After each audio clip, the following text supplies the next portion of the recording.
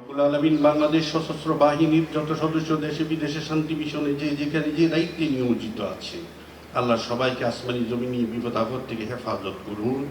সকলের উপর, সকলের পরিবার পরিজনের উপর রহমত নাজিল করুন।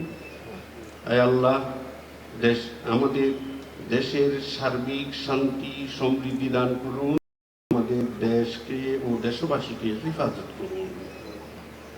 আয় আল্লাহ, আমাদের ভুল ত্রুটিগুলো আপনি ক্ষমা করে দিন। রব্বুল আলামিন আমাদের দোয়াকে আপনি কবুল করুন। রব্বি রহমহুমা কামা রব্বায়ানি সগীরা। ربنا تقبل منا إنك أنت السميع العليم وتب علينا إنك أنت التواب الرحيم.